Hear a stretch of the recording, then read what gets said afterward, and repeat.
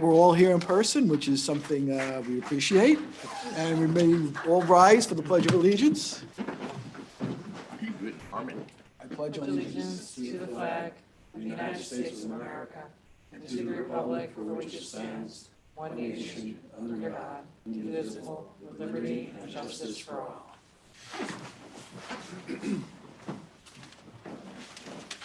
The first item.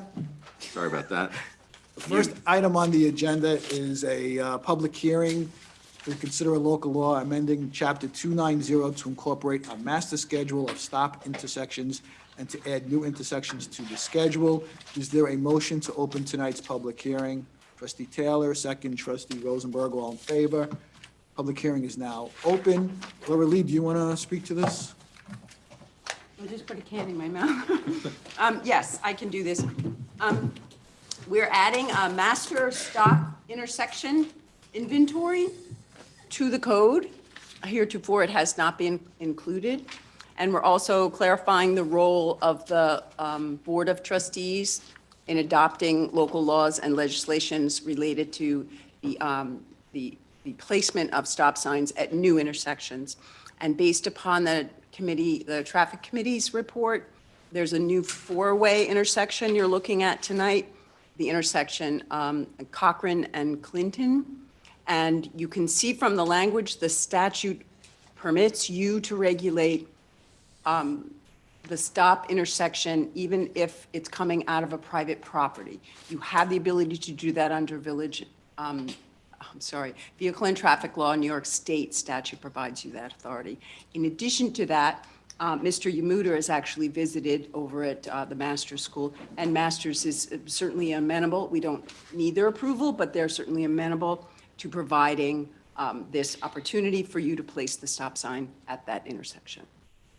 Okay, is there any comments from the board about this?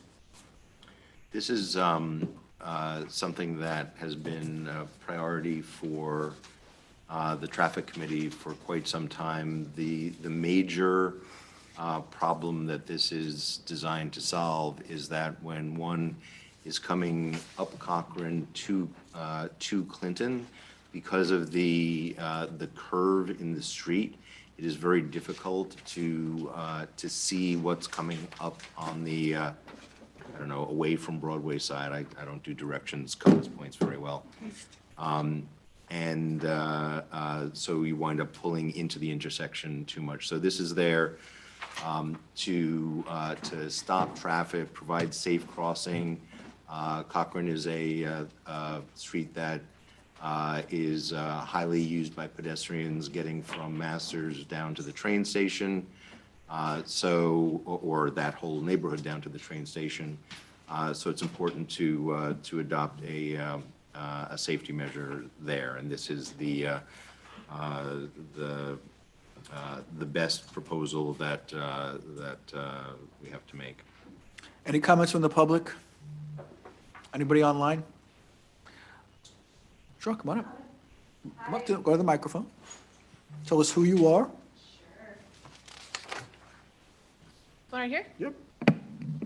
Hi, everyone. I'm Allison Hendley, 11 Brace Terrace. I actually wrote the village about this 3 years ago because I was very concerned about the turn from Cochrane onto Clinton, as well as significant speeding that occurs on Clinton. Just this morning, as a matter of fact, as I was walking my dog, I almost got taken out by a car because students park on Clinton. And so it makes it very difficult to see through the cars, the traffic coming down Clinton. And it's impossible then for the drivers to see you. So I think it's going to solve a variety of measures, and I hope that the board will support it. Okay, thank you. Thanks. To the mic. Christine Mayoki-Perez, I believe certain members may have gotten our letter with our suggestions. One of the reasons I do agree, what you might not understand is on top of all the traffic turning from Clinton onto Cochrane or from Cochrane onto Clinton, is that in the about 3 o'clock, 20 buses line up to get into the master's schools. So on top of everything else, you have all that traffic to load up the students from the master's schools onto the buses. So it exacerbates the situation. So I don't know whether you were aware that that also goes on every afternoon. So thank you. So I just want everyone to know, with regard to the master school, I have been in touch with the master school, and the village administrator has met with the master school. They will come up and talk to us about a parking mitigation plan and other ways that they can ease or mitigate the traffic and parking that is caused by their staff and students. So we're going to follow up with that. And I think you met with them last week, is that right, Rob? Yes, Mayor. Yeah. So we are watching that, and we will keep on track of what's happening with the traffic as a result of Master School. Okay? Anybody else? Okay, so is there a motion to close tonight's public hearing?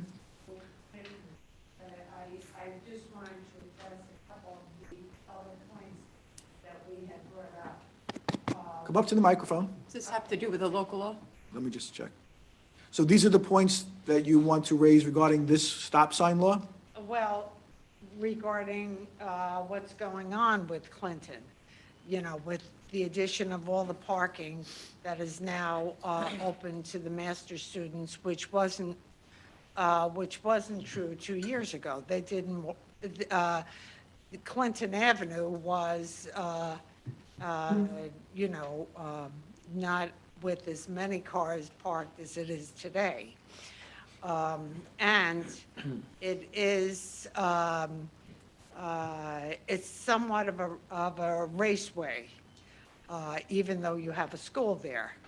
I guess we have 25-mile-an-hour speed signs, but there's no reason, since it is a school, that we can't say 15-mile-an-hour along the master school, because the young students and whoever else wants to cut between Dobbs Ferry and Hastings, you have to see how quickly they speed up that hill. In fact, I've often told the police, park over by Masters if you need revenue, and you will clean up. And, it's funny, but it isn't funny if somebody gets killed in the process. So that, maybe if we have a couple of more signs, which doesn't cost Dobbs Ferry much. If you ever go over to Hastings by their high school, even much more so than Dobbs Ferry, they have a signed school zone up and down Farragut Parkway. I mean, it's like a war zone with the number of signs they have. We have none.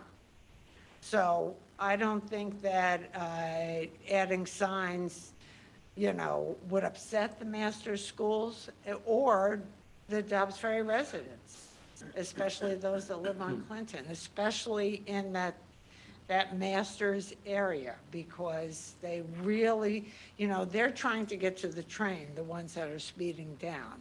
So they know no limit. I mean, it's not 25 miles, believe me. Yeah. So it's just another suggestion. We had come up with several suggestions. That one costs Dobbs Ferry really nothing. So when you say we, Well, my husband and I. okay, and you sent a letter to the board? Right. Okay. You know the date? What date is that letter? September 8th. Okay. I have it with me. If you could give it to the clerk, that would be great. Okay, no problem. And make copies for everybody. Right. There were a couple of other suggestions, but, they're all the same. The designation of a school zone would need to be done officially, but certainly something you can, Right. So we could look into that, and maybe we could designate the area as a school zone. we can check it out. Thank you. Any other comments regarding this issue? Okay, so is there a motion to close tonight's public hearing? Trustee Taylor, second. Trustee Patino, all in favor? Tonight's public hearing is hereby closed. I know we have it on for a resolution later, but I think since we have it in front of us, let's just move forward with it. So is there a motion to amend Chapter 290, Vehicles and Traffic of the Village of Dobbs Ferry Code to adopt and incorporate a master schedule of stop intersections and add certain intersections to the schedule once adopted? Trustee Rosen-Asher, second trustee Rosenberg, all in favor? That passes unanimously. So thank you, everybody. Thank you to the Traffic Committee for what they've come up with. And we will look into suggestions for other signs around the school to make it more noticeable that it's a school zone. So thank you. Action item number 2 is presentations. So the first presentation we have really isn't a presentation. It's more of a discussion on the affordable housing possibilities in Dobbs Ferry. And Item 2? No, the first hearing, first presentation. first presentation. So Of the Human Rights and Diversity. we had,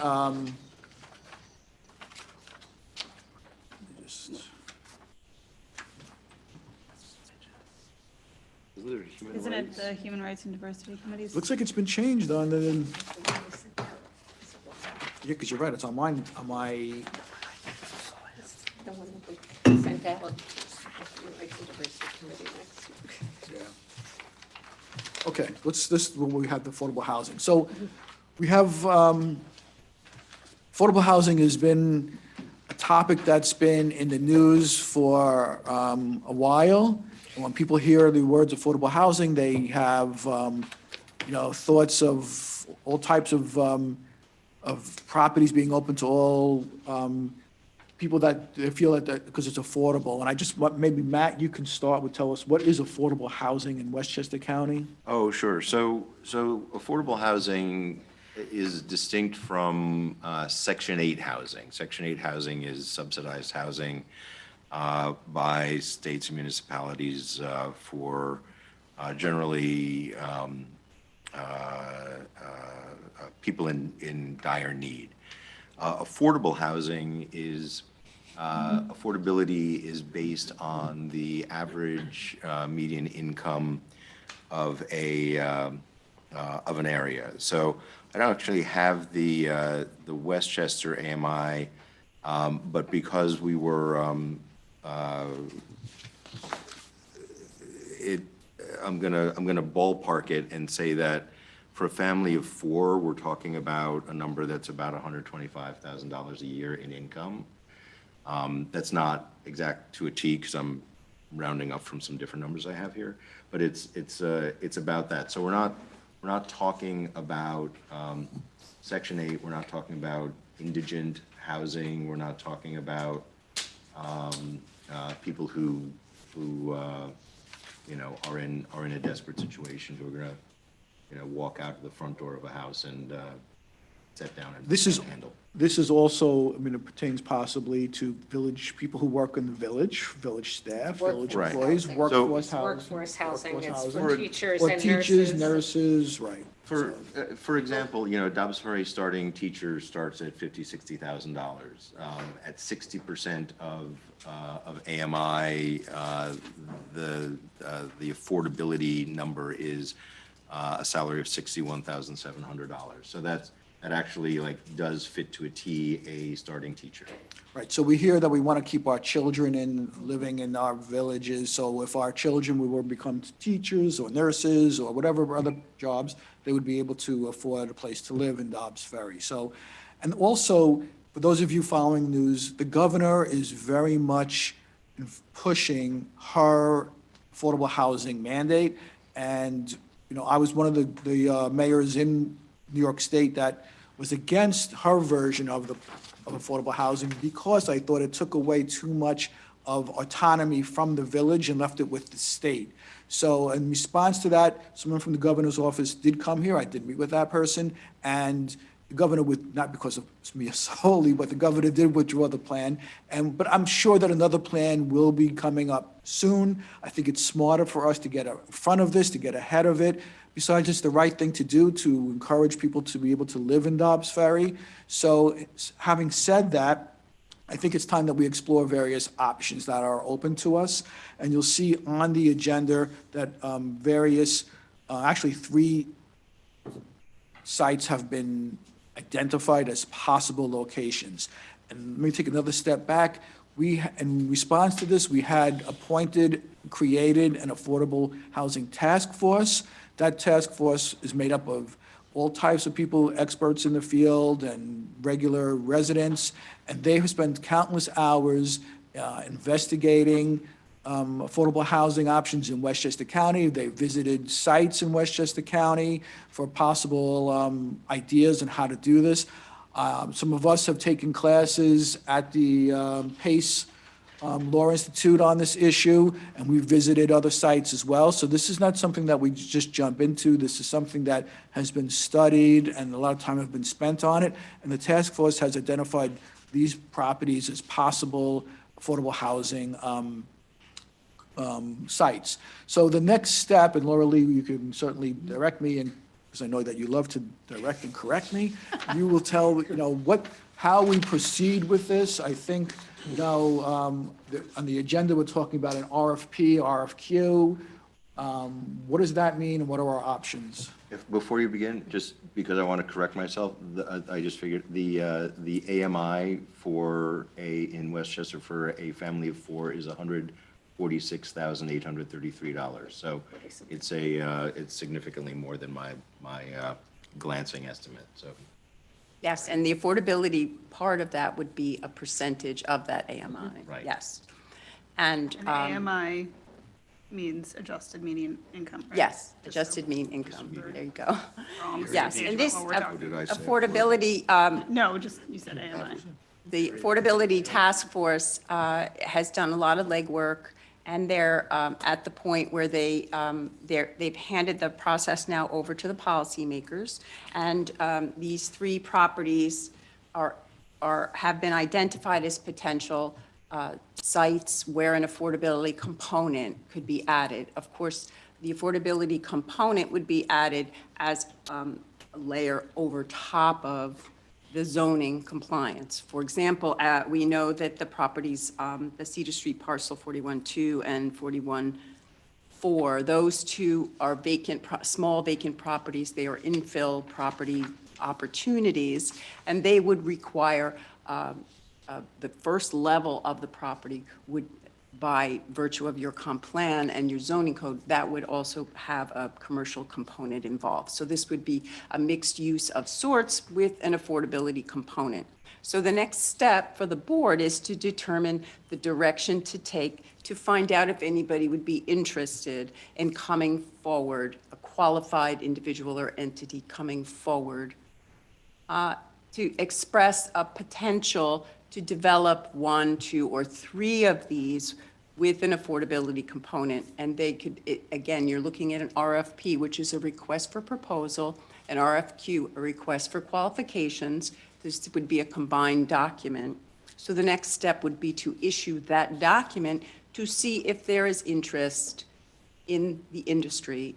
They're very qualified individuals and developers and construction related trades who would be interested in coming forward to think outside the box and to prepare and propose a project or a proposal or an idea, a concept to you. So your planner is prepared to complete the documents you need in order to start this process, to see if a project or an individual or an entity or a design, thinking outside the box, could be presented to you, which would then start the process of public input and interaction and making a decision in terms of declaring these properties available for development. As you know, you have parking, active parking on the 99 Cedar Street lot. So any proposal that would come in, you would require that developer to include an equivalent amount of municipally available parking as a component of whatever design or project or proposal they might want to come forward with. This in no way obligates us by putting out this RFP, right? We're not obligated by anything. It's just to get ideas, to start the conversations, to see if anybody is interested who has, again, the affordability construction developers, they have access to funding. They know where to find funding, how to get financing, and you would want those kinds of questions answered in your RFP, RFQ. How accessible is funding? Show us other similar projects you've been involved with, that kind of thing, and that would be part of what you would request in a package from these entities. Okay. Any other questions or comments? Just to confirm, these are all properties that the Village of Dobbs Ferry currently owns that would be transferred to another entity if we decide to proceed with any of them, but we are not obligated to No. make any moves by putting out this RFP, No. is that correct? No, if, following the receipt of the ideas and proposals and presentations, you could have them come in for public presentations. Following that, you would decide amongst yourself the best direction. You could work to develop something, refine something, and then any decision would be a contract, and they would have to get all of the pieces in place before you would actually transfer the property. It would make no sense to transfer property at the outset and then wait to see what happens. Part of this process is to create a competitive environment to get the best possible set of proposals. And so that's the idea of going broadly with something like an RFP-Q. Okay, I mean, just a couple sure. points. Dobbs Ferry built one of the early affordable housing projects over 30 years ago. It was firefighter housing on Rochambeau Avenue.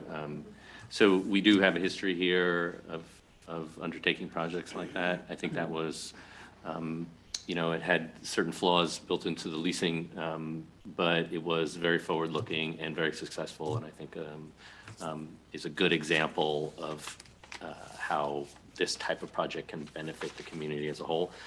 We have, as part of our vision plan, an idea that we would diversify housing stock, and part of that includes affordable housing. I'm sure everyone who reads the news understands that Westchester County is short an immense amount of demand for housing. I think the last number I saw was something like 80,000 shy of demand. 11,000 short. 11 short, so I'm way off. You're sure. 2019 Sorry. study. So, this is the first step in analyzing what's possible, and I think it's a good one. So And I just want to add also to Trustee Patino's point that we're talking about workforce housing because many of the people who work in Westchester can't afford to live in Westchester. People who even work for the county, a lot of them don't even live in Westchester County.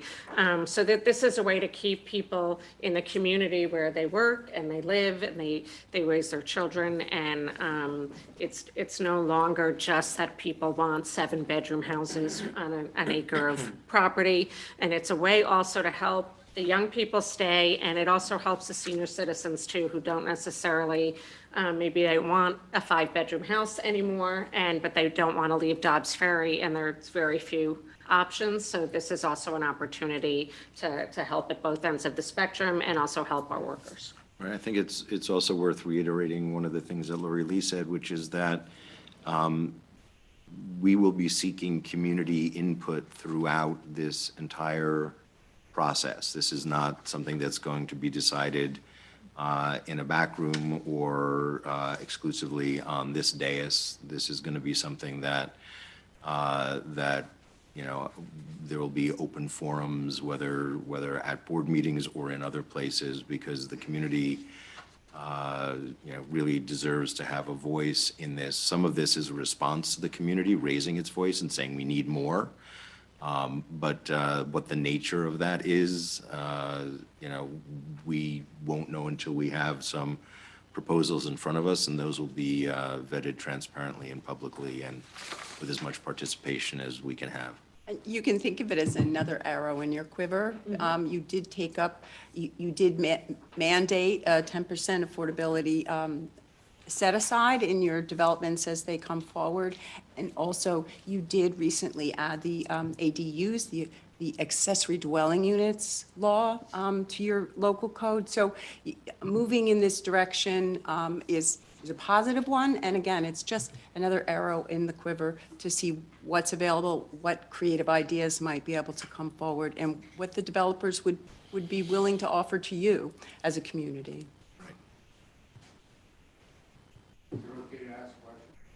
Not with a courtesy of the floor, you can do so. A courtesy of the floor, you can come up and do it. So what would be the next step? We have to do a resolution or no? Well, if we could get direction and focus, I have an earlier meeting with Ms. Monastra, and her firm, Nelson Pope, is very qualified to do this RFP, RFQ. They would like some direction and focus from you on how to present this. Is it providing the option and the opportunity to split all three of them apart? Would you like to see some sort of comprehensive overall plan? Or would you like to just be able to say, here are three, come forward, you're not, you can do one, or you can do two, you can do three. I mean, again, the sky's the limit on this, because these are properties that you own already, and these would be providing the opportunity to see what's possible in terms of adding an affordable unit or a component to one or two or three of these properties. So I mean, my preference, I think, would be to put it out there for all of it, and then let them come back with the projects and the suggestions, and then we can decide if we want to do one property, two properties, or three properties, and we can go from there. I don't know how the rest of the board feels about it, but we can go that way. So we're put out for all of it, but they don't have to apply for all of it? Right. Because we have two smaller properties and one big property, and it might be that someone wants. Okay. I think that gives us the most flexibility. Yes. I think that gives us the most flexibility, but I also want to register a concern about 99 Cedar. It's the best site for a lot of housing, but it's also, to Michael's point, we've been doing a lot of work to move parking there. And so while I am interested in what all of the proposals are for all of those properties, I think there's certain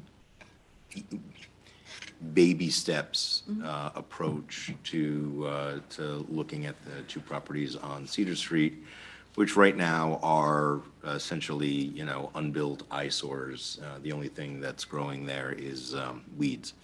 So those are currently useless and actually take away from the character of the village. So those would be my preferences to start first. But I'm happy to put an RFP out for all three and see what comes in. And we could limit proposals to include that parking component as part of anything on 99. I think that's essential. Yeah, that is Yeah, essential. that's essential. We're not gonna And lose so we could see what comes back and say, we got something really exciting for one or two of the little ones, and, it doesn't feel right just yet. We don't feel like we have enough information about what to do with 99. So we could table that. That's correct? That is Even correct. if we put out all the RFPs, the RFP for all of them, excuse me, that doesn't require us to move forward any. with any, and Right. we could also continue to refine how we move forward with. Yeah, it's also, the content of the RFP is a discussion that we have. So it's going to take more work and more time for us to develop the content of the RFP for 99 Cedar Street than the others. The others are quite simple and probably, there's not a whole lot for us to discuss and decide upon, how do we want to maintain storefront retail like is typical on Cedar? Yes, I think so. But, that's a conversation we have in the development of the RFP. For the parking lot site, it's much more complicated, and there are a lot of other factors. It's going to take us a lot longer to develop. So I think we proceed with the process, but we're going to have those others much sooner than. So we may release the RFP for the two. We may. And that's the benefit of separating them into discrete projects and discrete RFPs. And just to be clear, I think Lori Lee referred to these as by their lots, just so people know where they are, what we're talking about. The two lots on Cedar Street are across from Zion Church, and 99 Cedar is the parking lot that's located at Cedar and Palisades, just down the hill from the main downtown. The two Cedar Street parcels don't have street addresses, so that's why I had to refer to. Right, but I just want people to know what, No, visually when they They're, walk by. they're not. most people don't know the lot and I know, parcels they're off the top not, of their they're head. not, they're not actually adjacent or contiguous.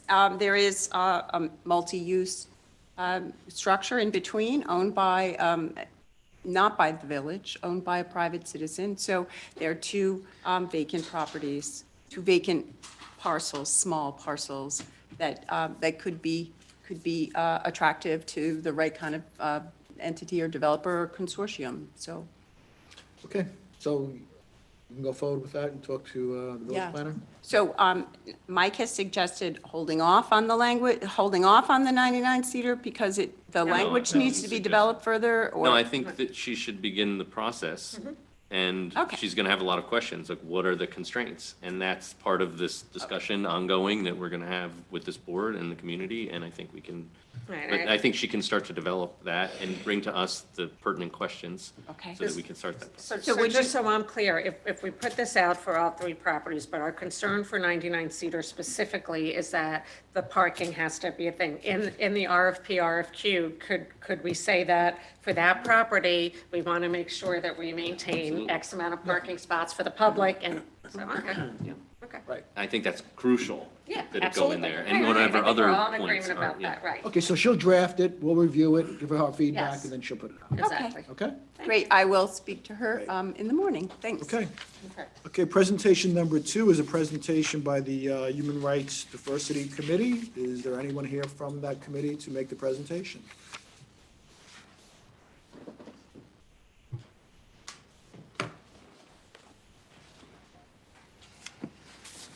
Hi, good evening. Good evening. Tell us who you are. I'm Carlene Collin. I'm here representing the Human Rights and Diversity Committee. Thank you all for having us today. We wanted to share some of the results from our community survey that we launched earlier this year. Just a little background on the Human Rights and Diversity Committee. We were formed in 2020 by the Mayor and Board of Trustees to ensure that the community was able to seek advisement, education, and be recognized for some of their inclusion, human rights, diversity, and equity initiatives across the village. We are looking to be transformative in the way that we honor others, in the way that we build community that welcomes courageous conversations and celebrates the diversity among us.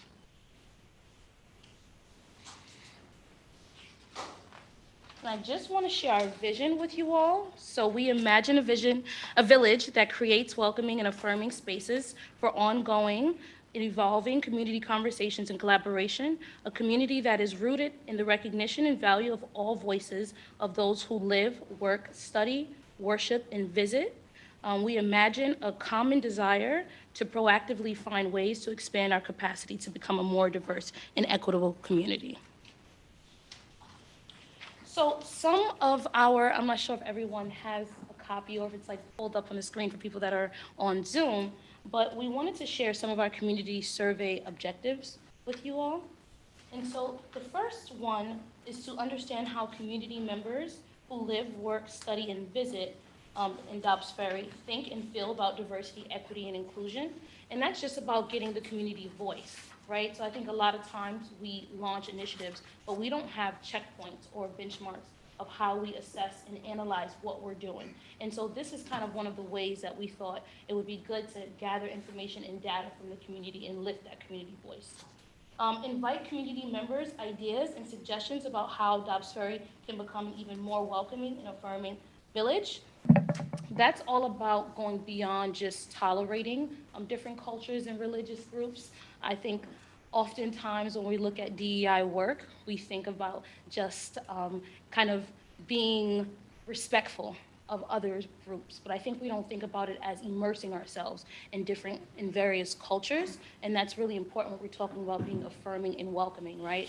We think about when someone is inviting you into their home, like that is something that is about perception, so before they even enter, that they feel invited, and then once they're in, they feel like the culture in the home is inviting to them. So it's about making sure that we're doing both of those things. Gather information that will enable our committee to develop a strategic plan and identify opportunities to enhance our village diversity, equity, and inclusion. Again, that's about informing the committee about next steps. So I think if we just kind of continue with the five of us, and just go with what we think, but we don't get a pulse on what the community wants, that's just us on a very micro level, initiating and activating things. So we wanted to make sure that it was something that was what the community wanted and ensure that we're getting that community buy-in, because nothing happens without the buy-in of the community. And then to share a summary of the survey findings with the Village Board of Trustees and the community at large, which is what we're doing here today, making sure that you all are informed about the findings and the results of our survey, because if it's kept just with us, then nothing moves. Some key takeaways from the survey. So we actually had 116 people respond to our community survey. And this was collected over May 18th and July 4th of this year. A high level of satisfaction with the Mayor, Board of Trustees, and many of the village departments, especially the Dobbs Ferry Public Library, as being supportive of human rights and diversity. And that's a great takeaway, but we want to make sure that we don't stop there, that we continue the work that we're doing in these departments, and that we look at the departments that are doing well and borrow some ideas from them, right? Because we're one village. So if one department is not, exceeding in certain areas of DEI, we should be able to borrow some of those ideas from it and apply them across departments. A strong slides. Can we put the slides up? I don't know if, do you have, I thought that they were automatically going to be up, so that's what I was do you, testing. Yeah, But Can we? I didn't everyone see them. I has didn't know them. if it was Can we like get them virtual. out? Margaret, can we do that? Yeah, they sent everything. We do have it. I mean, The slides are excellent, so that's why I'm looking. I am looking at it as we're talking, so. There you go. Oh, great.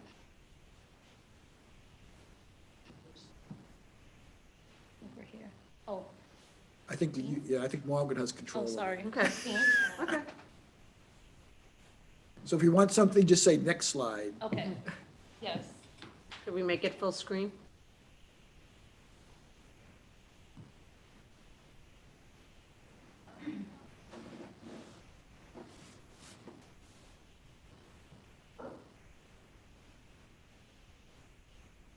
While they're doing this, I know you had a tremendous amount of outreach. Could you just talk, you said you had the surveys out at like the library, right? Yes, so we had them at various locations. We also took the opportunity at some of the community events to kind of There. like host a table, to pull some responses from people. Betty Lynch did a phenomenal job at going around to different community groups and trying to solicit responses. So we did the best that we could to get a wide range and variety. And one, Betty kind of speaks a little bit. She'll kind of compare like the responses demographics to some of which is reflected in Dobbs Ferry population, which I think is great because even though maybe we didn't get as many as we would have liked, it's very reflective of the Dobbs Ferry population. Okay, good. The next key takeaway is a strong level of satisfaction with the variety of activities and events representing and supporting the DEI and a desire to have more such events. And I just want to remind everyone that like inclusion is constant, right? So like, yes, we're doing a good job from the reports of having these DEI events and cultural, exposure, but that's something that we have to continue, and we have to make sure that this is, again, broad spectrum across religious groups, across cultural groups, across ethnicities. So maybe we have some respondents that are saying like, yes, they have a strong level of satisfaction because their group is represented. So we have to think about the groups that might have not been a respondent on this survey and make sure that they're still included, right? Because again, inclusion is constant. A significant level of interest in having further discussions and focus groups centered on human rights and diversity in Dobbs Ferry. When I saw this, when we were doing kind of like our debriefs from the community surveys, and I was just looking at that takeaway, I just kept thinking about courageous conversations, and I kept thinking about therapeutic circles and think tanks and things like that. Like we have to create this spaces where people can be courageous about their thinking, about their thoughts, their opinions, because again, if we keep these things bottled up, if we keep these things, internally, then we never get a chance to address them. So we have to create those safe and comfortable spaces for people to be uncomfortable. So we have to make that a possibility and add that into kind of like the village programming that we create. A variety of opportunities to improve and enhance Dobbs Ferry as a welcoming and affirming community. And I think I just can't say the analogy about the home enough, because I think we have to think about visuals in the community, because people see those things as cues, right? Cues that they belong. And belongingness is something that is like a fundamental when you're thinking about getting to a place of feeling accepted. You have to feel like you belong. You have to first feel like there is something there for you, right? And so if we want to be an affirming and welcoming community, we have to really work on our presentation, our visuals, and then we have to make sure that the culture inside of the village is very welcoming, affirming, soft, fuzzy, fun, diverse, inclusive, equitable. And so just continue to work to shift the culture. Well, I can't be soft or fuzzy, but I'll. You can be a little soft and fuzzy. Definitely fuzzy. And this is just a display of a pie chart with all of the responses to kind of talk about how do people consider Dobbs Ferry to be welcoming and affirming.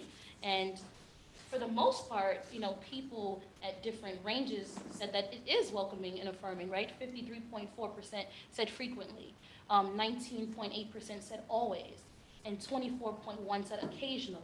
Then we have a small percentage that says never, and even smaller that provided no response to us. And so, one, I always kind of think about like what are the myriad of reasons for people to not provide a response on something like this. So I think that's for us to kind of think about like root causes for a state, like a question like this to not receive responses.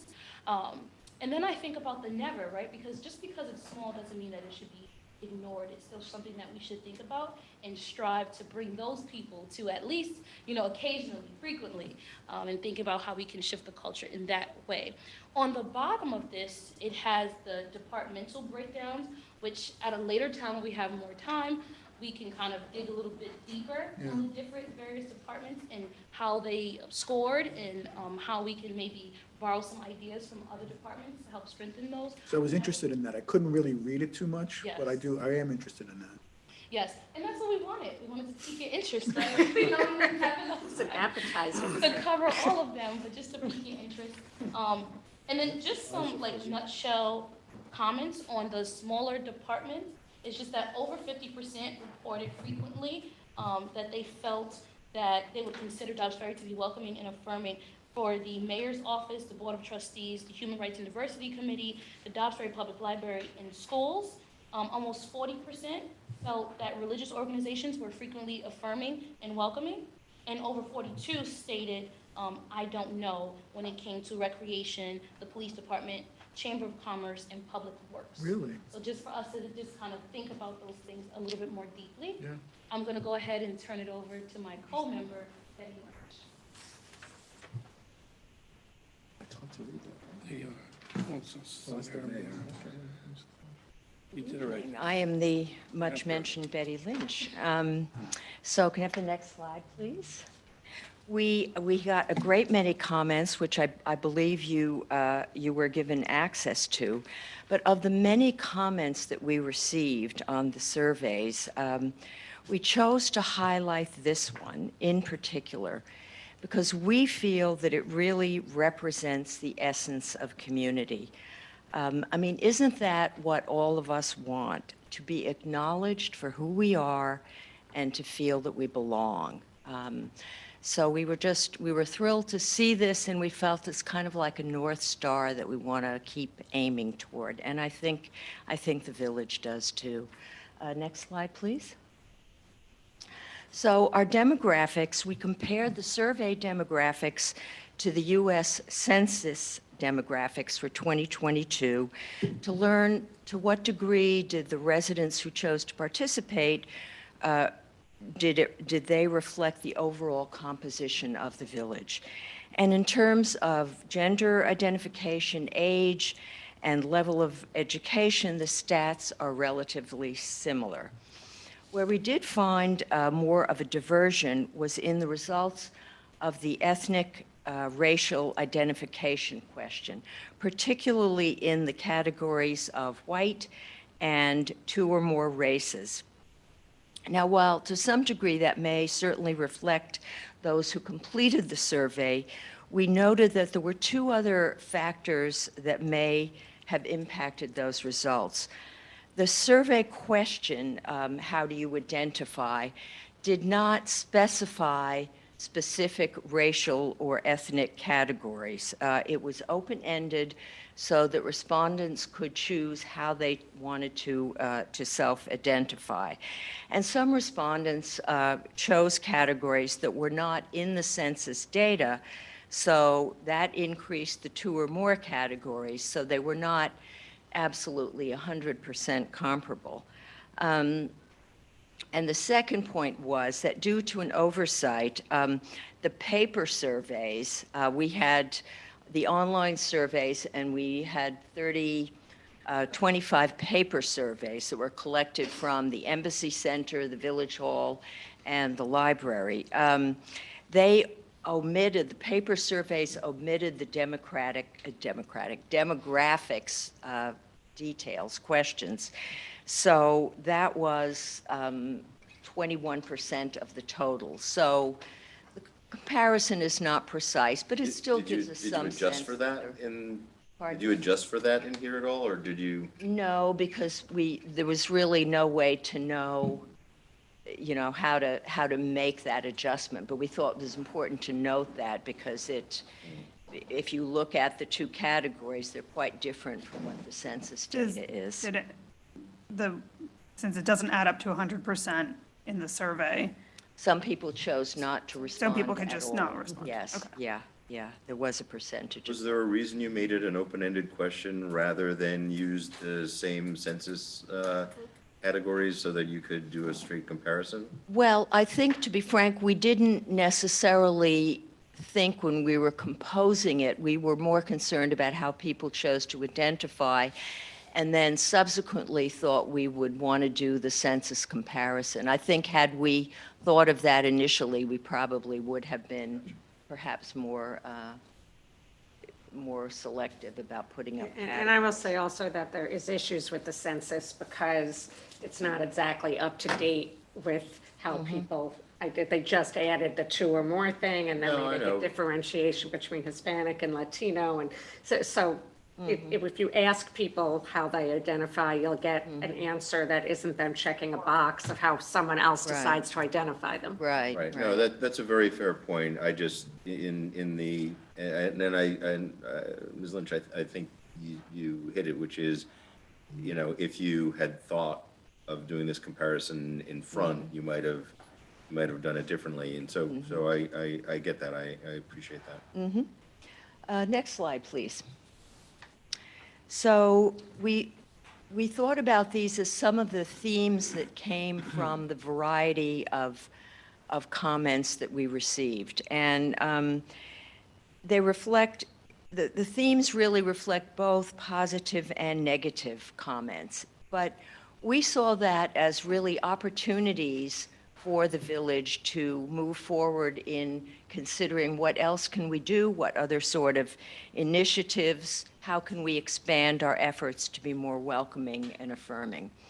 Some of the village entities, as you will note on the pie charts, have a high percentage of I don't know responses to the question.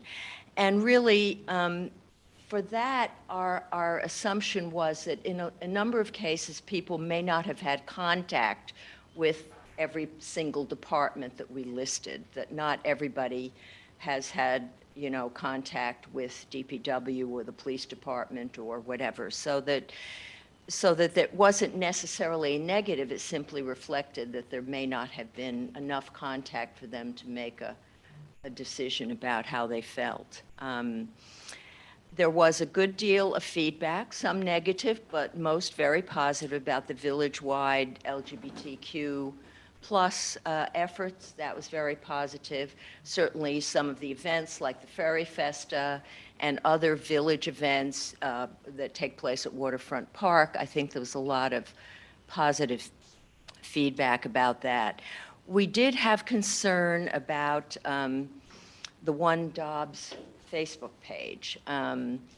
There were a number of comments about the negativity that apparently people saw on that particular Facebook page, that's where people who are upset or angry or disagree with village initiatives may choose to express it there.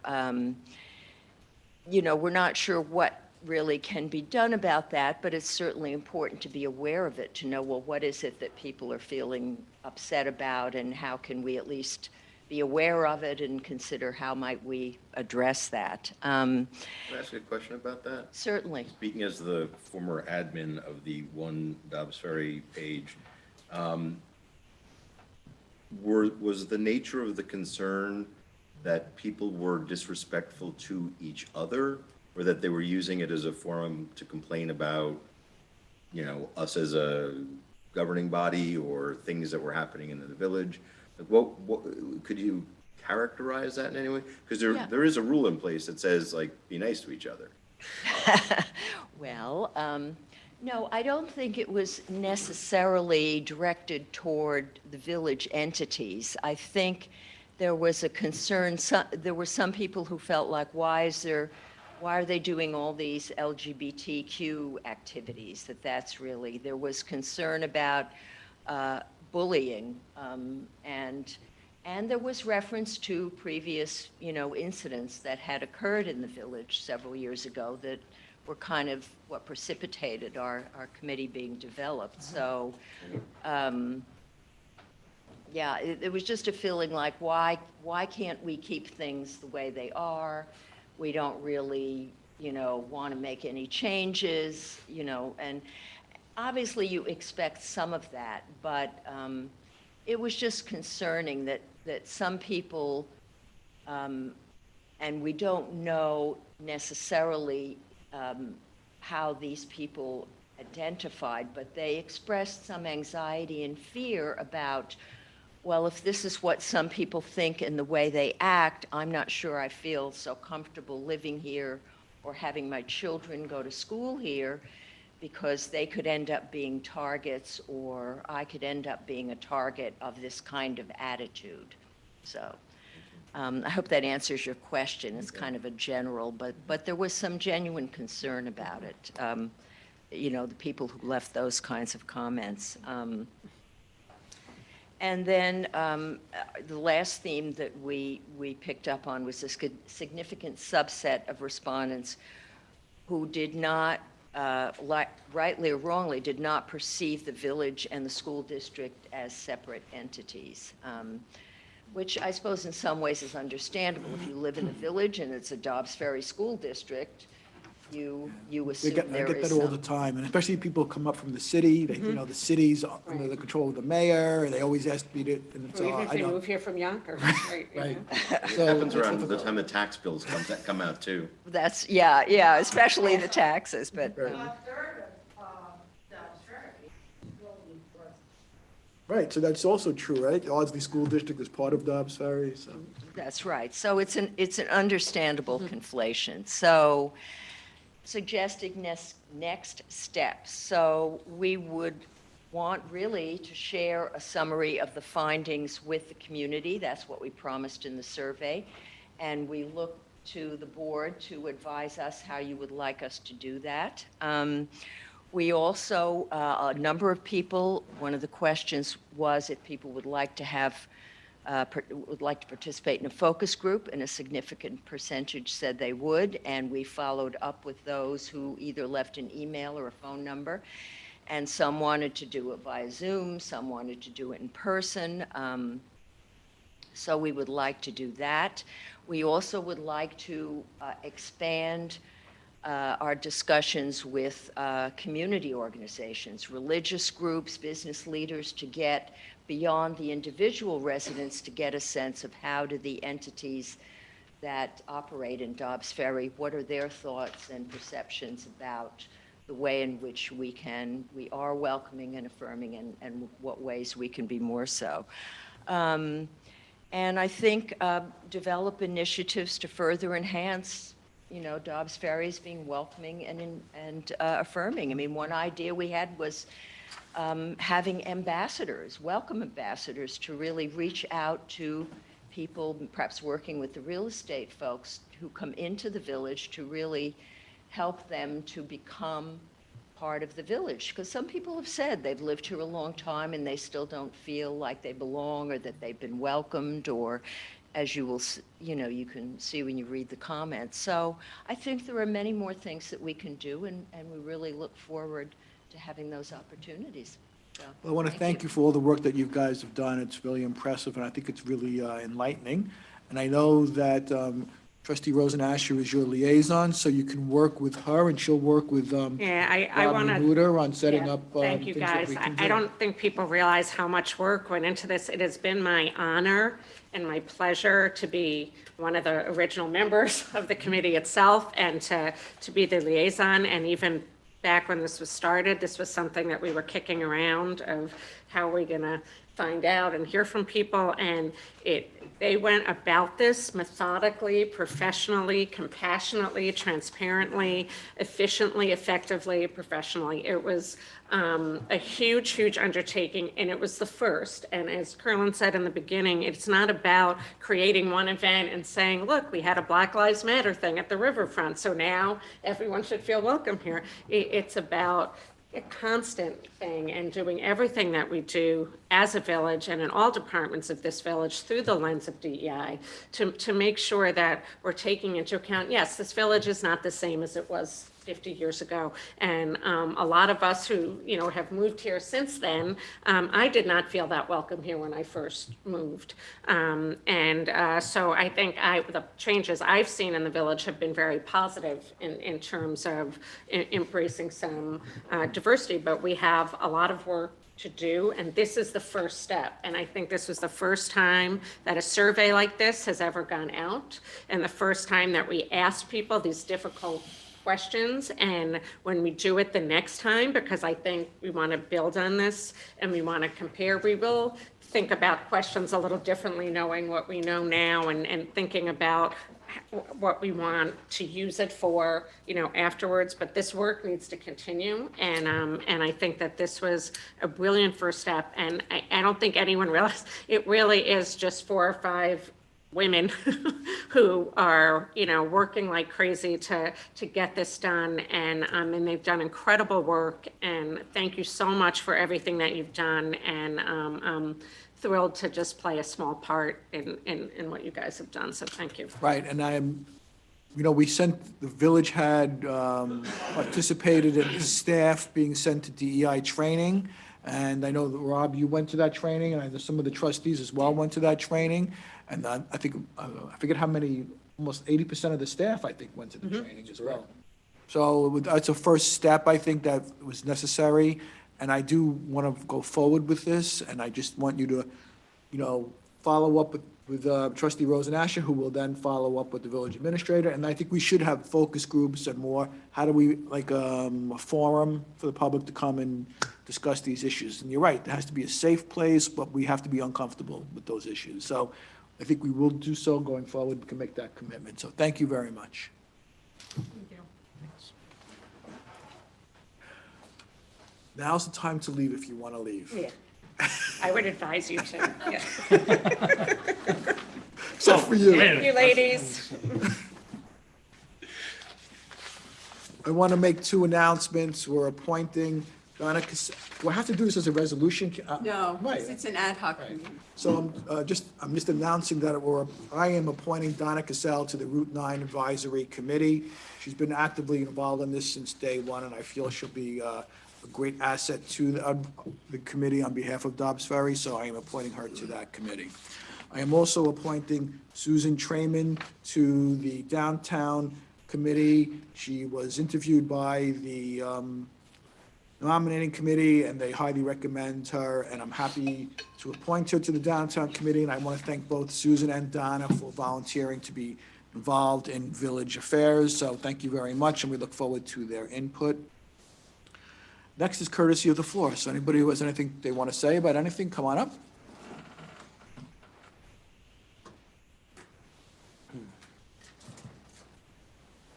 Hi, Allison Hendley again.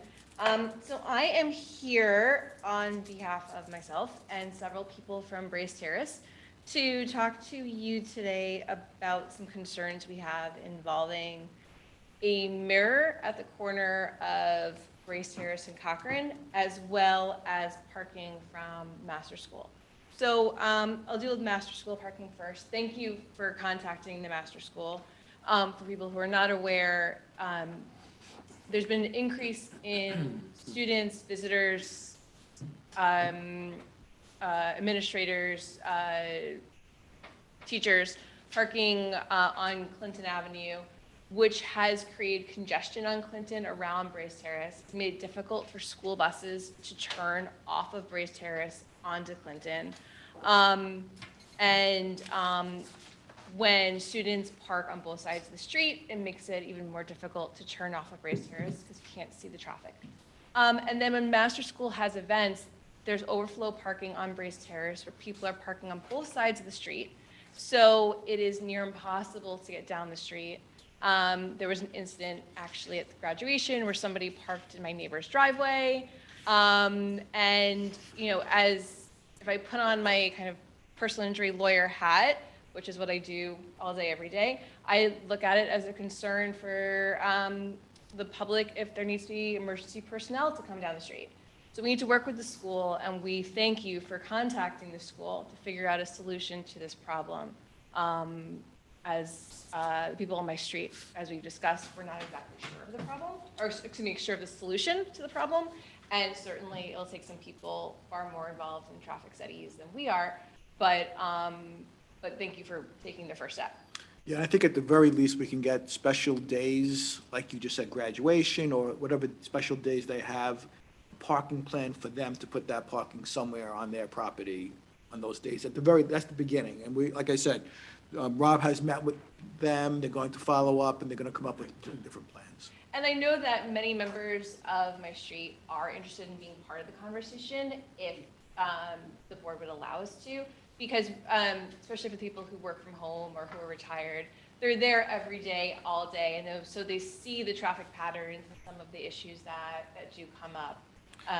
You know, I get an awful lot of emails from your neighbors. Yeah, I know. We've asked Thank them. you for reading them. We've asked them to prepare a professional parking demand management plan, and that would be the essential first step, and that would certainly become a public record. That's masters, we're Them asking. being masters. Yes. Not your name. That's not Yes. not your neighbors. We've asked them, Right. to take on that. It's an expense and the effort, and so they're only too willing to be a good neighbor, and they said they'd be happy to be involved with that. Okay, thank you. Are they interested at all If you're going to, you only have 3 minutes each. You've used up your 3 minutes. We don't know any please more go than on. that. We've just opened the conversation. We've just opened that conversation. If I could have 2 more seconds. There used to be a mirror at the corner of Cochrane and Brace, Who put that mirror there? the village. No. No, don't think we so. didn't. So I actually, I have an answer to that, and the Okay. answer is kind of both. It was apparently, this is a story that I heard from the neighbor on the corner of Brace and Cochrane, had asked the DPW years ago to do it, was told the village doesn't do that, and then the then head of the DPW put one up. So officially, it was not done by the DPW, but somebody from the DPW did it. There's no authority in So, vehicle and traffic law for that. But the issue is, and again, putting my lawyer hat on, there's a bracket there. There's an empty bracket there, and someone from the village at one point recognized the need for a mirror there. And so God forbid something happens. One of my major concerns is that the village is now opening itself up because they had put something there, whether it should have or should not have, that's a debate for another Again, there's time. no authority to put up that kind of traffic control device. I've looked at it a million ways to zero. And also, we don't own the pole. So it may or may not have been put up mistakenly or may or may not have been put up with authority, but it would be a traffic control device, and there's no provision in New York state law for us to put up such a mirror. That does not prevent private entity from putting it up, does not prevent someone volunteering or buying it. And I also searched, and there are plenty of places to buy such a thing. But again, I could find no authority. And we would be taking on liability for putting up a mirror without authority. And maybe that's why it was removed. I don't know. It was removed by a fresh direct truck. When, but if it's the village position that the village is not going to do it, but private entity should, then I'm not saying should, I'm saying. we will discuss among ourselves. Yes, not saying if it- discuss it among yourselves, because on advice of Yes. counsel, Right. we're told not to do it, Yeah. but discuss it among yourselves. We would then take on Leave that it at that. We liability. don't need to know what happens after that. Well, thank Okay. you so much. Thank you. I'm sorry. I tried. Anybody else? You guys are all using your 3 minutes very carefully, I notice. Since you have had discussion, Name, in the microphone, please. since you've had discussion. Oh, no, I don't think sorry, that's working. that microphone. There you go, thank you. Since you've had discussions with masters, and they're about to open a brand-new administrative building, which probably brings more traffic, have they ruled out adding a parking lot? We just started the conversation last week. That is one thing. Once they do the demand management plan, so we know exactly when their parking's demand, when, can they meet the demand, then we're going to look further at what infrastructure can be added.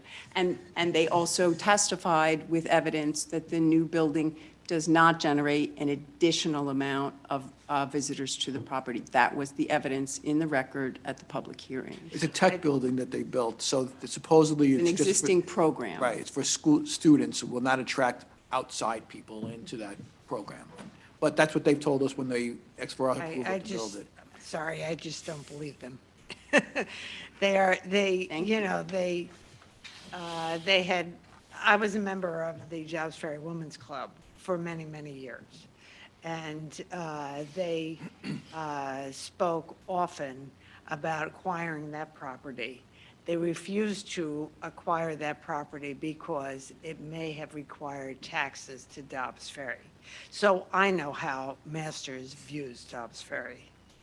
Well, so far, they've been very good, we've been very responsive and cooperative, and we will pursue that as well, so. Yes. Yeah, I think, Okay. yes. We'll continue to try to move forward with the effort to assist with the parking problems.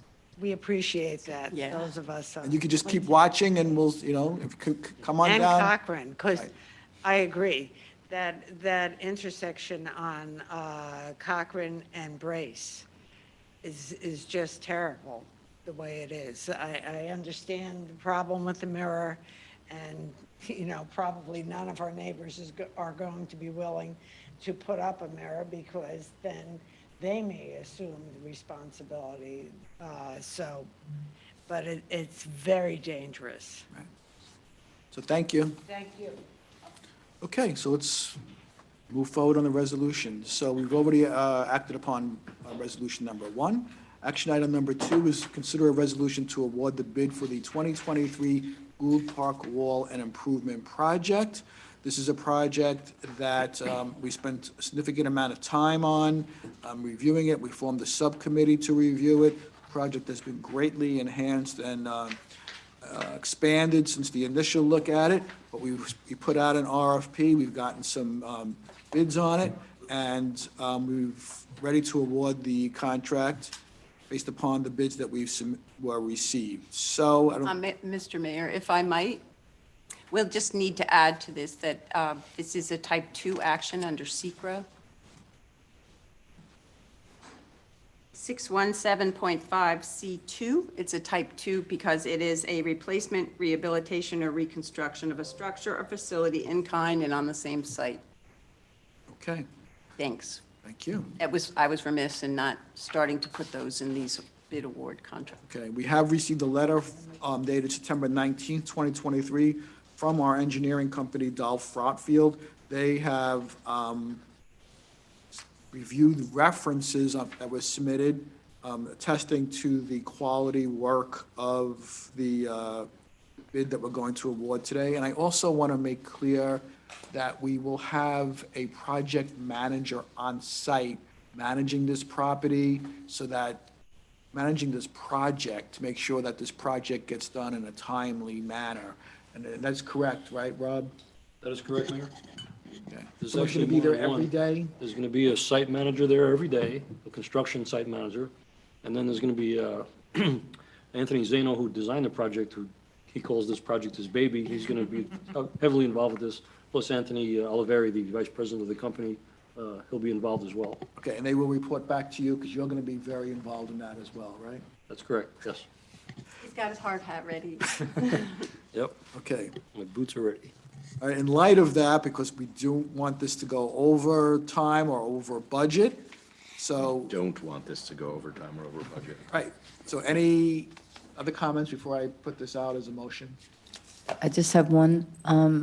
Lori Lee, will you be Yes, it? I will. I'll get you a revised resolution. This one and also the two Seneca projects. Okay, so is there a motion to authorize the award of contract after competitive bidding for the public works project known as Gould Park Improvements to the Avante Building Corporation, which is the entity having the lowest bid with a total of $2,254,206, is recommended in a written memo dated September 19, 2023, from Anthony Oliveri, and to declare this a type 2 action under SECRO. Is there a motion? Trustee Patino, second. Trustee Rosen Asher, all in favor? That passes unanimously. Thank you, everyone. I know everybody on the subcommittee, it was a lot of work, and we'll go forward with it. The next action item is how we're going to pay for this.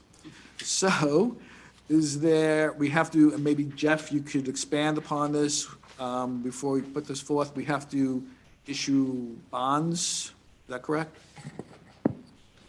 So you're authorizing the issuance of bonds.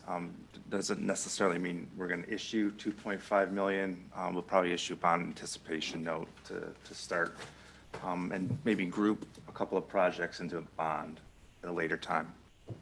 Can you explain in plain language what exactly So- that means and so, specifically what that means for yeah, the bond- taxpayers of Dobbs Ferry? Bond funding is long-term funding, probably 15, 20 years.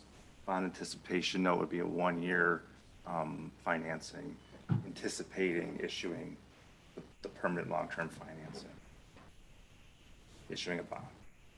And how does that affect the taxpayers of Dobbs Ferry specifically? So, it's got to be repaid with interest. So it does affect the taxpayer. I don't have, interest rates or anything at this point. But for the next couple of years, you have bonds that are coming off, so put some bonds on. The debt load is very low right now for the village. So we're taking on some debt that will be repaid over the next 15 to 20 Correct. years through village revenues, which Correct. include taxpayer revenue. Taxpayer revenue. Yep. Jeff, do you know if this type of project qualifies for social impact bond, that type of bond? I don't know the answer to that, no. What is that? It is what it sounds like and generally has more attractive rates because it has the ability to positively impact a community. So Okay. it is somewhat subsidized. Well, you work with someone with the bonding, so you Bond can look into counsel, that, right? yeah. So, okay. So we can ask. Any other questions? Okay, so is there a resolution to authorize the issuance of up to $2.5 million in aggregate principal amount serial bonds of the Village of Dobbs Ferry to the local finance law to finance the cost of the acquisition, construction, and reconstruction of park improvements in and for the village?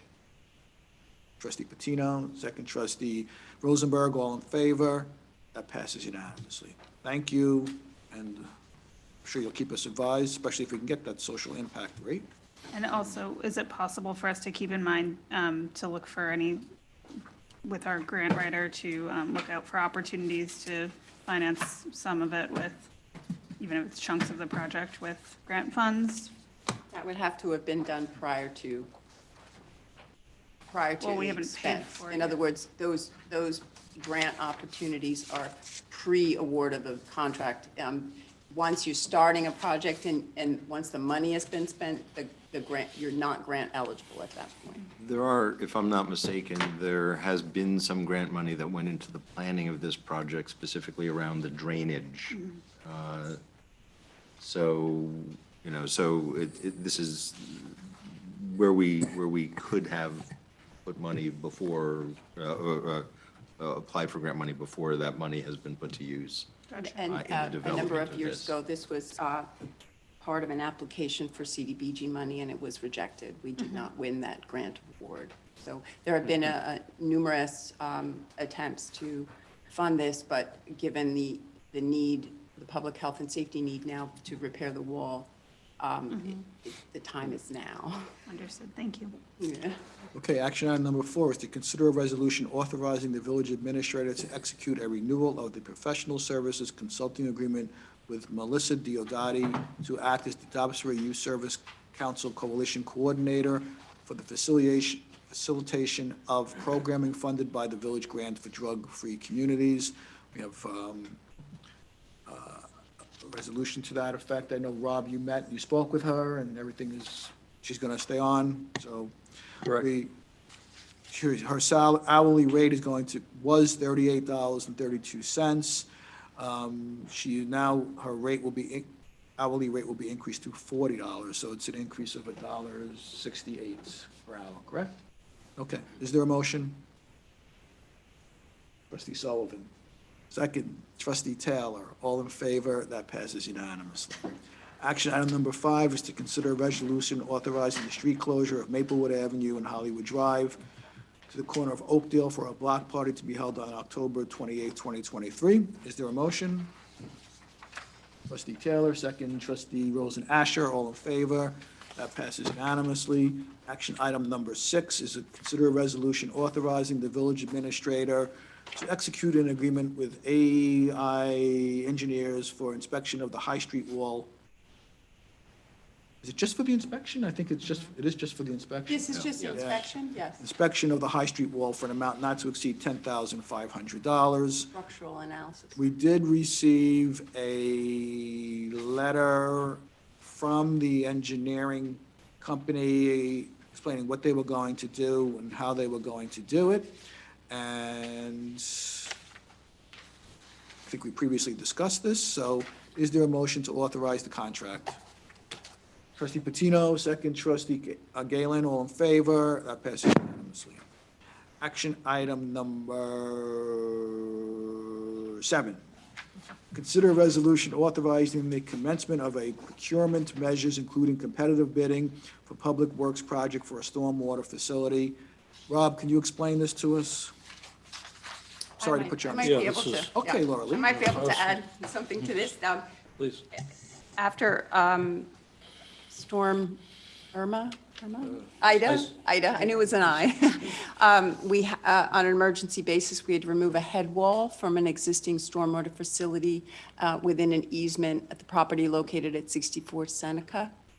FEMA has graciously accepted to reimburse for a replacement of this head wall facility. It is a facility necessary to move water from, as I understand it, a third of the drainage area of the village that comes down the hill. This is a brook named North Brook, and it also collects stormwater drainage from other areas of the village. So the head wall is necessary. Right now, it is a gaping hole, and we'll need to go to bid on this portion of the project. But it is a FEMA project, and the funding will be a reimbursement, so.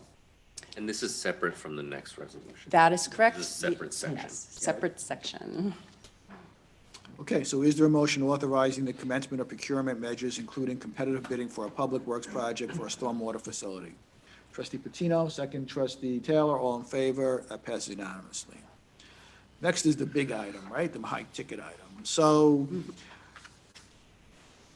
this, It is connected to the same stormwater facility, however, it's not a replacement of something that was removed, it's a rehabilitation in place to shore it up and to continue its efficacy, to move the water from what is going to be this new head wall. And it is also, we're awarding a direct contract in this. We've applied for, and we have good reason to believe you'll be getting a $500,000 CREST grant to cover a major portion of the cost of this rehabilitation contract. so the rehabilitation contract looks like it will cost $560,197. That is correct, and Right, it is and then- also a type 2 action under SECRA, and I have to repeat that, and I will send a revised resolution to the clerk because the CREST grant facilitators have asked for our SECRA determination. So that's why I'd like to put this in the resolution itself.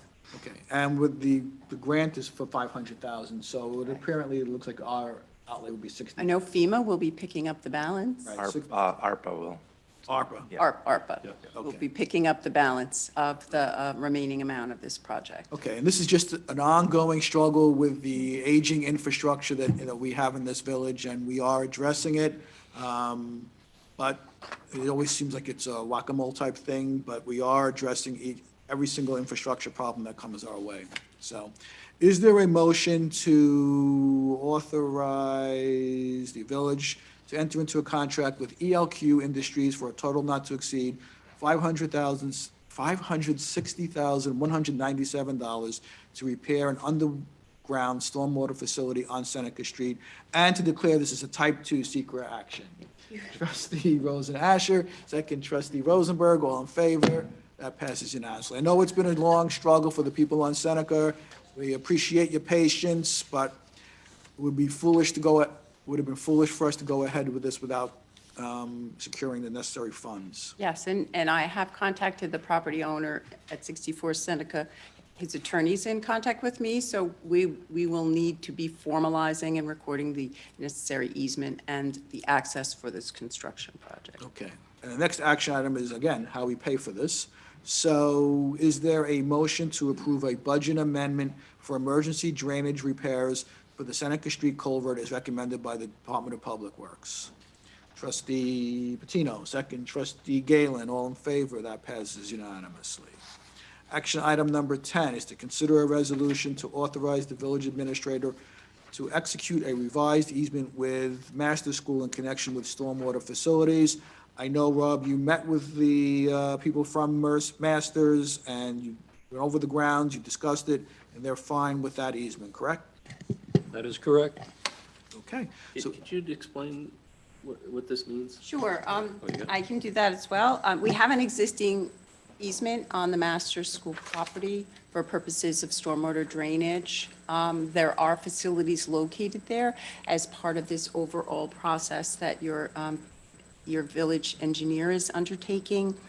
This particular area needs an upgrade to appropriately move a higher level of volume than was originally designed 50, 80 years ago. As a result, we need a larger easement because the new head wall will cross over the line, and Masters is completely amenable to increasing the size of the easement to facilitate this stormwater management. Is this the brook that was causing the sinkholes at the end of Esterwood? Is this the same?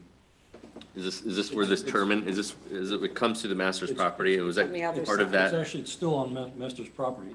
We have a small easement there. We have to enlarge the easement. But to it's put it on the in. Esterwood side? Yes, we actually walk down there at the dead end. We walk that little trail. Yeah. And so, yeah, that'll take care of that area down there from the pond moving downstream. Okay. okay, good. Part of the stormwater upgrades he's doing for you, sort of village-wide. Right. I think, if I'm not mistaken, what trustee Patino is asking about was about a year ago, we saw some specific damage on homeowners' property that we authorized money for, I forget whether it was just the study of or the repair of, and whether this is part of that. That is exactly what. This is, okay, Yeah, it's gotcha. on that side of the master's property. Okay. Thank you. Yeah, and Anthony Oliveri's firm has completed the design of this, and when we realized the design would not fit within the existing size, when Rob met with them, I had asked him, and we agreed it would be appropriate for him to sort of bring it up. They did walk down there. I think Mr. Trezor was with them as well, so. They did indicate they were on board with the proposal. Correct. And this fixes the problem for that homeowner specifically. That's the plan. I think it was a couple of property, two or There were maybe. several sinkholes. Well, there's a couple of properties, I think they're between Esterwood and Waldo. Yeah, I remember seeing it on Waldo. Okay, so is there a motion to authorize an amended easement with Master School for upgraded stormwater management facilities? Trustee Rosen Asher, second. Trustee Patino. That passes. All in favor? That passes unanimously. Okay, now we're up to the painful part for us, and that's when we have to give back money or take less money than we initially would have liked. So, just for the benefit of the public, tax certiorari cases, and Laura Lee, feel free to jump in, are situations where property owners feel that their taxes, the rate of their taxes is too high, and they object and appeal their tax rate. We, the village, are not our tax assessor. The town of Greenberg is the assessor for the village of Dobbs Ferry, and they normally negotiate along with the school district, who negotiates with these property owners. There's been a tremendous backlog of these cases. We have retained a special counsel to do the work on behalf of the village. We will seek those attorneys' fees from the town, because the town is our assessor. These agreements have been reached on behalf of the school district and the village and. And the town. And the town. And the county. And the town. So we will go through each one. Yeah, in other words, since we are not an assessing unit, a separate assessing unit, only Greenberg can be responsible. And once the settlement is reached on these, we're notified, they notify Jeff and the administrator's office of what the settlement is and the numbers. Okay. Again, they're challenging the assessment, challenging the overall assessment of the property. So action item number 11 is to consider a resolution authorizing tax certiorari settlement with petitioner at 2 Ashford Realty for the property located at 2 Ashford Avenue. We are covering tax years 2016 through 2017, and that refund would be $1,285.14. Is there a motion to approve this? Trustee Rosen Asher, second. Trustee Galen, all in favor? That passes unanimously. Action item number 12 is a resolution to consider authorizing a tax certiorari settlement with the petitioner, Ardsley Country Club. That covers tax years 2018 through 2021, right? Is that correct? Tax years 19, 20, and 2021. So Yeah, 2 years. 21, Yep. okay. And that refund would be in the amount of $7,522.46. That's our share, right? As opposed to, That's correct. okay, that's our share. So is there a motion to authorize? Mr. Mayor, just to be clear, because I'm a member at Ardsley, I'm going to recuse myself from this vote. Okay, that's very smart. I would recommend that you do the same. Is there a resolution authorizing a tax certiorari settlement with the Ardsley Country Club in the amount of $7,522.46? Trustee Rosen Asher, second. Trustee Rosenberg, all in favor? That passes 6-0 to 1 abstention. Action item number 13 is a resolution authorizing a tax certiorari settlement with Luigi DiPaolo for properties located at 443 Broadway, 24 Main Street, and 119 Palisade Street. Those cover for, it looks like, for the years 2016 through 2021. And for one of the properties, it covers $4,489.36. For another property, it is $6,334.61. Is there a motion? Trustee Galen, second. Trustee Sullivan, all in favor. That passes unanimously. Action item number 14 is consider a resolution authorizing a tax certiorari settlement for 19-21-23 Cedar Street. And that will cover tax years 2019 through 2022. That refund is $1,974.54. Is there a motion? Trustee Patino, second. Trustee Taylor, all in favor. That passes unanimously. Action item number 14. Action item number 15 is a resolution to authorize tax certiorari settlement with petitioners for property located on 29 Keller Lane. That covers tax years 2017 through 2022. That refund is in the amount of $4,595.31. Is there a motion? Trustee Galen, second. Trustee Rosenberg, all in favor. That passes unanimously. Action item number 16 is to consider a resolution authorizing a tax certiorari with petitioners for property located at 31 Maple Street. That covers tax years 2017 through 2023, and that refund is in the amount of $3,850.14. Is there a resolution? Is there a motion? Trustee Rosen Asher, second. Trustee Rosenberg, all in favor. That passes unanimously. Okay, I think we gave away enough money today. Next item is to consider a resolution ratifying a settlement under PERB. I don't know if we can get into too much of the details on this, but Rob, can you tell us a little bit? Yes, Mayor. This is an issue, prior to me getting here, there was an issue about a year ago. There was some sod put down behind the memorial field. And I guess the issue was, it was a one-year warranty, so we couldn't have DPW cut the grass until that one-year period is up. Now that we identified that date, there was actually a union a grievance filed because other people had to cut the grass in the interim. Bottom line is, this resolution put forth today is settling, ratifying that settlement for the PERB issue that they brought up, because that date was identified, and then moving forward, it will be a DPW responsibility. Okay, and I'm sure DPW will maintain that field like Yankee Stadium. So is there a motion to ratify the agreement with Local 456 of the International Brotherhood of Teamsters? Trustee Rosen Asher, second. Trustee Taylor, all in favor. I'm glad that's finally resolved and everybody's happy. Well, nobody's happy. It doesn't matter either. Beautiful field, Yeah. everybody's happy. Everybody's happy.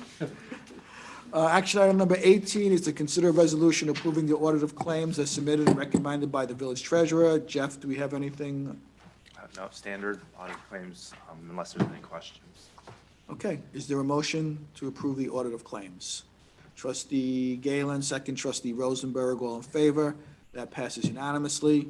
I know we have an item, action item number 19 is to consider a resolution authorizing the street closure. I think in the workshop, we decided to, You're going to table that to get Table more that. information? right, so we'll table that. You have time. But Kendra's gonna do some work on it with Trustee Galen, and then we can bring it back and go from there. Okay, trustee liaison reports and announcements. Trustee Galen, do you have anything? I would like to remind everyone that Ferry Festa is coming up on Saturday, October 7th. We are still hopeful that we'll get a number more vendors. So if you are a Dobbs Ferry vendor, or you are a vendor from around the river towns and you're interested to participate, you can find the application to be a vendor on the website, on the dobbsferry.com website. And should be a fabulous event. I know folks we know that Mayor Rosillo is going to bring the sunshine for us, so we're Didn't going to happen be. last time, but- That's why, you got 1 year off, so now you know. Yeah, it's been a really collaborative and great process. We had a great meeting today with the D-Waste Committee as well, talking about how for the first time we're going to do food scraps collection at the Ferry Festa, which is pretty extraordinary in partnership with Hudson Compost, and the DPW has been amazingly supportive. Really excited for some of those shifts to start taking place, and while we're maintaining all the wonderful traditions of Ferry Festa. And the downtown committee, would you like me to speak to the grant and/or the? What you did, what we did when we walked? Yes. Yeah, go ahead. Okay. So as hopefully everyone knows, we were awarded a $250,000 grant from the County of Westchester in a pilot program to invest in and revitalize downtowns, which is just beyond exciting that we were chosen. I believe there are 4 other municipalities. And as part of the grant, we are engaged in a consulting engagement with professional downtown strategists who have just launched their project with us. So we did a walkthrough of the entire village downtown last week, and we'll be continuing to have meetings with them and getting feedback and input from stakeholders across the village about what some of the pain points are and what needs to be improved. And then the idea is that the grant money can be used to implement some of their recommendations. And it's just really, really thrilling, and they seem like really, they're going to be fabulous partners, and it's kicked off to a great start. And on a semi-related note, we still have the LDC, oh my gosh, I just forgot what it stands for. The LDC, what does it stand for? Local Development Corporation, thank you. Too many acronyms tonight. The LDC still has the position open for the downtown advocate, so we definitely encourage folks to apply for that position, which is also posted on the adoptferry.com website. It is a part-time contract-based role. So we really need that support in the downtown. The downtown committee is excited to partner with whoever gets in that role, and so please spread the word. Thank you. Trustee Rosenberg? I think that a lot of tonight's meeting dealt with my 2 committees, the Affordable Housing Task Force and the Traffic Committee, so I will yield my time. Make a note of that. Go ahead, Trustee Sullivan. Trustee Rosen-Asher. Well, the Human Rights and Diversity Committee presented. We all went to, before we came to this meeting, to the Friends of the Dobbs Ferry Seniors, and Abby asked me to remind everyone that Senior Week begins on October 10th. So there will be all kinds of different activities and things going on with the seniors, so look for that. And that's it. Trustee Patino? Nothing unusual at the planning board this month. Same for the CAB. So nothing to report. Trustee Taylor? 2 quick things. The Sustainability Task Force is working on changing its name to Sustainable Dobbs, so keep your eyes open for that. And the library has begun a process to work with the school district to try and work on integrated programs together, particularly for teens, which should be a great thing for the village. Okay. I think on Friday, I think a couple of the trustees were at the Waterfront for the final concert of the year. I want to thank Kendra for putting that on. It was a local band. They did a great job. It was very enjoyable. And we look forward to next season when we have Wednesdays, and then we can have Fridays. It was something new that we rolled out, and I thought it was very successful, and just different types of music, and I thought it was a great job by all. God bless you. So is there anything else from anybody? Happy birthday to Trustee Rosen-Asher. I didn't know it was her birthday. Wow, happy birthday. Happy birthday. It's an announcement. So This is 59. For 2 years in a row? Is there a motion to close tonight's meeting? Trustee Rosen-Asher, the birthday